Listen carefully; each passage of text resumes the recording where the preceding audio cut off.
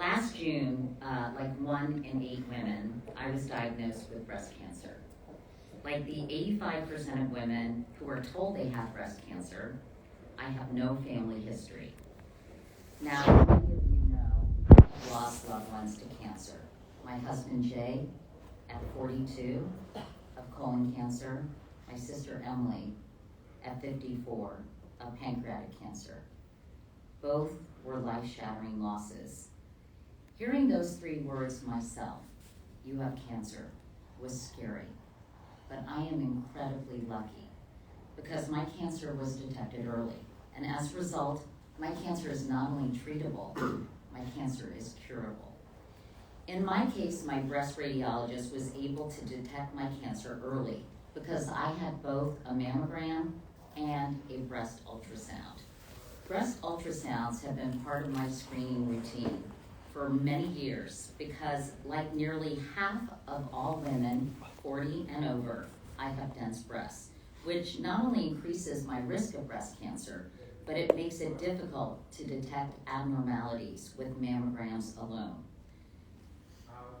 In fact, doctors often say that doing a mammogram on dense breasts is like trying to find a snowball in a field of snow.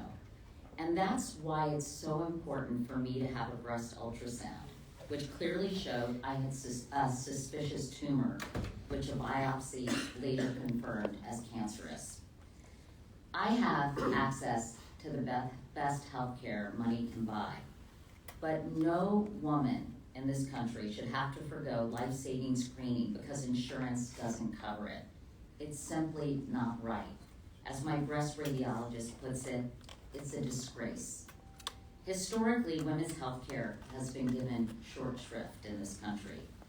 When it comes to breast cancer, we need to ensure that every woman is not only notified that they have dense breasts, and we're talking about nearly half of all women, but told also that they need additional screening. That's something the FDA, as Rosa talked about, is trying to fix because right now, while 38 states require healthcare providers to inform patients they have dense breasts, they aren't specific enough when it comes to telling patients what that means and what they need to do with that information.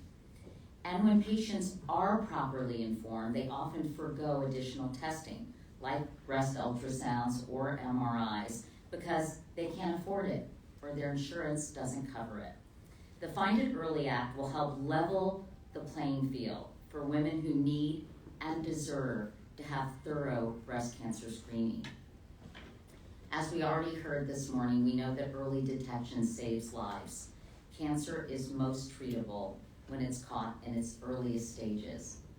Because of my life experience, I've become almost an expert on this disease. But early detection is especially true of breast cancer. I think, like me, everyone needs to have access to the technology that exists now that has the potential to save lives. Congresswoman DeLauro has been a true pioneer in this fight in the state of Connecticut, and I am so pleased that Congressman Brian Fitzpatrick, a Republican from Pennsylvania, is joining forces with Rosa. Women's health should truly be a bipartisan issue. Meanwhile, other women, like Michelle Green in Ohio, who was told her annual mammograms were fine until she learned they had missed a mass that resulted in metastatic breast cancer. People like Michelle have been tireless crusaders to get the laws changed in their respective states.